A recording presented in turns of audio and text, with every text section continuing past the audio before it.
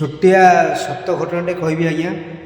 ଗୋଟେ ସାନ ଭାଇଟେ ମୋର ଅଛି, ତାକୁ ସେ ଗୋଟେ ତା ମନ ଭିତରେ କ'ଣ ପାଇଁ କେଜାଣି ଗାଈ ମାଂସ ଖାଇବାକୁ ଇଚ୍ଛା ହେଲା। ଯେହେତୁ ସେ ହିନ୍ଦୁ, ସେ ଖାଇ ନଥିଲା, କିନ୍ତୁ ତାକୁ ଇଚ୍ଛା ହେଲା କି ତାକୁ ସେଇଭଳିଆ ଗୋଟେ ଆକର୍ଷଣ ତା କତିକି ଆସିଲା କି ସେ ଗୋମାଂସ ଖାଇବ ବୋଲି।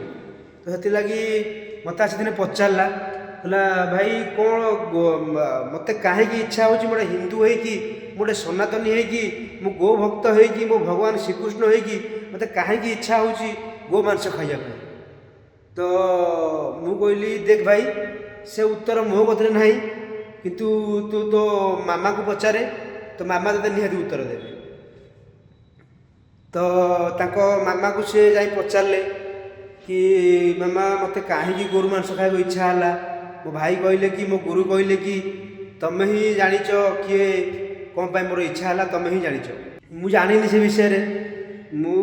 ତୋର କାହିଁକି ଗୋମାଂସ ଖାଇବା ଇଚ୍ଛା ହେଲା ମୁଁ କେମିତି ଜାଣିବି। ତା ମାମା ହିଁ ମନା କଲେ। ସେଠୁ ସିଏ ପୁଣି ମୋ କତିକି ପଳେଇ ଆସିଲା।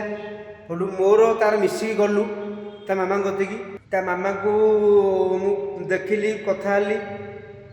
ମାଉସୀ ଦେଖନ୍ତୁ, ଆପଣ ସତ କଥା କହିଦିଅନ୍ତୁ, ଆପଣ ଯେଉଁ ପାପ ବି କରିଛନ୍ତି, ଯାହା ବି କରିଛନ୍ତି, ସତ କହିଦିଅନ୍ତୁ, ଦେଖିବେ ଆପଣଙ୍କ ମାନେ ପିଲା ପୁଣି ବାଟକୁ ପଳେଇ ଆସିବ।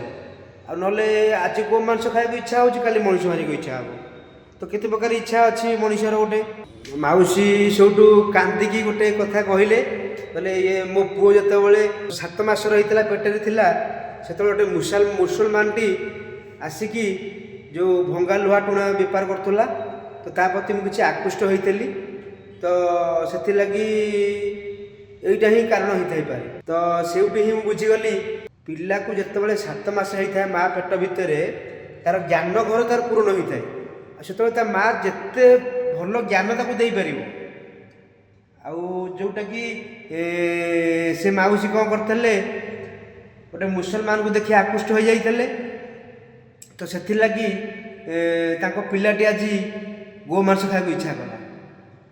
ତ ସୁଧୁରିବେ ଲୋକ ସୁଧୁରି ଯାଆନ୍ତୁ, ବଦଳିବେ ଲୋକ ବଦଳି ଯାଆନ୍ତୁ। ଜୟ ଶ୍ରୀ ଜଗନ୍ନାଥ।